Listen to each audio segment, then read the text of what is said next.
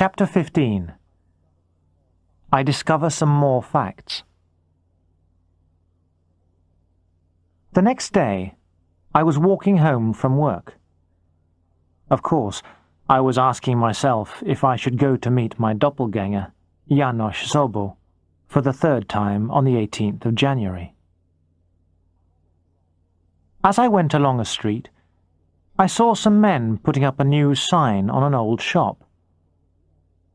There was the owner's name in red, and below it the word Szabó in green. In the window there were suits, jackets, and trousers. Szabó. Tailor. The tailor's was getting a new sign. Szabó, I thought. Then I said, János Szabó, out loud. Then I thought, János the tailor. John the tailor. John Taylor. I stopped in the street. János Szabó was John Taylor. My doppelganger and I shared a name. John Taylor was the English for the Hungarian János Szabó. My hair stood up. He was something new and important. We shared the same name. I needed a drink, so I went into Zsolt's bar and thought about what I'd discovered. I tried to decide what to do. Should I tell Andrea about this?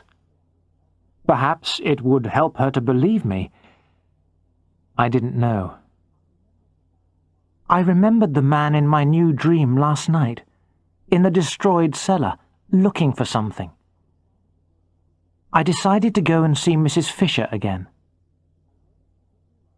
I walked quickly round to Felka Utca and went inside and up to her flat. "Do you remember I came to ask you about János Szabó, Mrs. Fisher?" I asked when she let me in. "Oh, the poor young man," she said, looking at me sadly. "And do you know something? You look so like him, too." This was quite a surprise. "Really?" I asked. "Come here, under the light," she said. I moved under the strong light in the hall. "Yes," she said, looking at me carefully. "You look very much the same. The eyes, the nose, the mouth, very much the same. I didn't look at you carefully when you came last time. Oh, the poor young man." I felt myself getting very hot.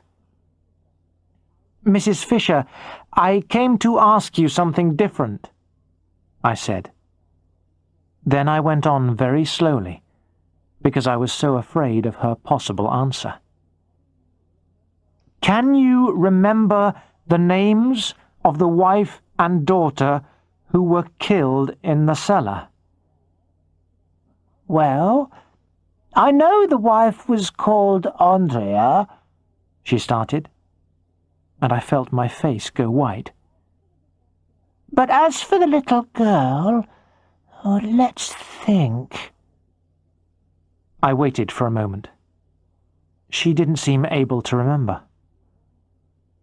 "It wasn't—" I waited, and then said, "It wasn't Kotti, was it?" Mrs. Fisher looked at me and smiled. "Yes, that was it," she said. "Quite right. Andrea and Kotti. The poor young things." I thanked her and left as quickly as I could. My head was turning round and round. I felt sick. Outside in the cold street, I stood against the wall of the building. There were too many new things inside my head to understand at once. My doppelganger had the same name as me, Sobo, or Taylor. I looked like him, and his wife and daughter had the same names as mine. I started to ask myself how many other things about our lives were the same. The next week, I went to the Public Records Office in my lunch break. This is the office where they keep information about everyone who lives in Hungary today, and also about people who lived there in the past. I asked for information about János Szabó, who had lived in Felka utca in 1945 and died in 1956. It was surprisingly easy with their new computers. By now, I almost expected the information that the assistant gave me. That János had been born on the 23rd of October. That was my birthday too. I was now sure that all these facts about his life and mine were not just the same by chance.